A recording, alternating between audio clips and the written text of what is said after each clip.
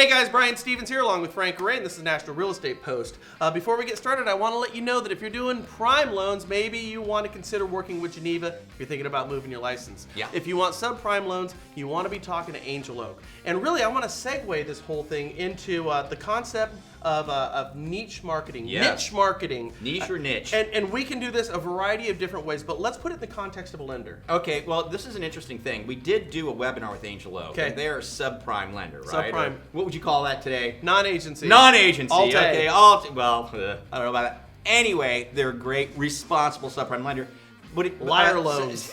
No, they're not anymore. They're not at all. But no, ability to repay is there. But anyway, I was talking to Eric over there at Angel Oak, and he says, guys, one of his top guys that's doing the most business with him has a really cool way of getting the business. And I said, well, what is that? And he goes, this guy, what he does, he's a regular retail loan officer, loan originator. But what he does is he goes and he calls on the smaller banks in his area. This is like we have First Northern Bank here, USA Bank, your small, your credit unions, not the big B of A's or any of these guys, right? But he went around and called on the smaller banks in his area. He went to the loan officers because he knew for a fact that those guys, if they don't have a straight up, grade A prime deal, they're just not going to do that deal. They're not going to get, try and do any alternate financing at all. So he would go up and meet with the loan officers, take them to lunch or whatever, and say, what do you do with those turn downs? Where do they go? And they say, unfortunately, we just have to let them go. Right. So he said, if it's okay, here's my cards, just send them to me. I might be able to get them done. And through doing that, working about 5 or 6 of these little small banks, he's funding like, $2 or $3 million a month, I think. Right.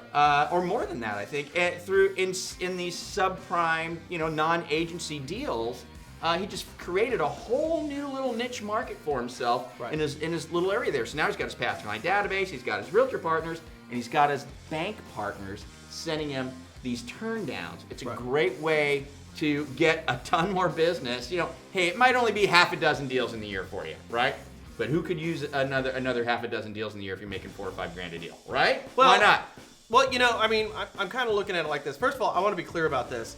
What Angel Oak is doing is you're looking at, they do have the ability to repay, and these aren't the irresponsible subprime loans of yesteryear. So let's just get that out of the way. Right. But what they're doing is they're offering a product that will qualify people who are otherwise getting turned down right now. And everybody understands that the pendulum has swung too far in one direction. Yeah. So Frank is saying, let's go to some of these banks that are in our areas, these depositories, and let's go have a conversation with them and get their turn downs. Yeah. But let's take it a step further. This is just really good marketing.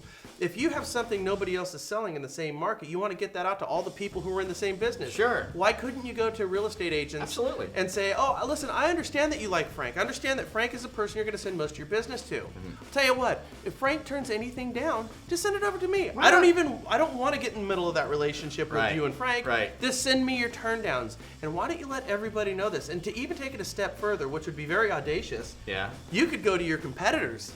Because how many people are offering an Alt-A or a subprime type of deal?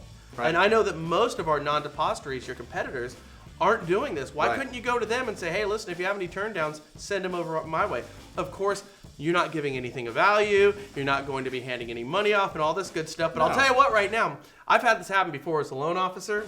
Where I thought I could get a deal done. And we were going down the road and everything looked fantastic. And in the 11th hour, something blew the you-know-what up. I had ticked off, crying real estate agents, buyers, sellers, and everyone's ready to, crucify me. And I would have paid any amount of money to get out of that situation, right?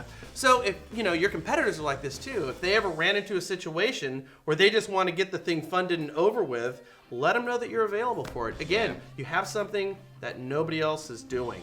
Right. And Angel Oak really does provide that. These guys are good at it. You know what? And it doesn't have to be just subprime. This could be maybe specialize in USDA. You know what I mean? Or you specialize in the down payment assistance stuff. It's just having that niche that you're good at that nobody else is doing, and then marketing that to a select group of people or offices, and you will get that business out of there. Why not? I was having a conversation with a guy who was in Missouri, and he did construction loans and did them really well. And he actually went to his competitors, people who just don't want to deal with the hassle of it. Right. And then what would happen is he said, well, I'll do your construction deals, and any referrals that come off of this, you're going to get CC'd in on. And this is what he did, and he was trusted in this area. So he actually had his competitors sending him over their construction deals because they knew that's all he did. He wasn't their competitor with their Fannie Freddie loans, their conventional stuff.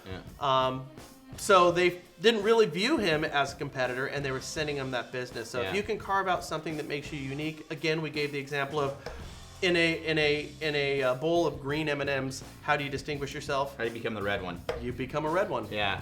Working a niche. Find a niche, work a niche. With that, have a great weekend. We'll see you guys on Monday here at the National Real Estate Post. Adios. Bye. Bye.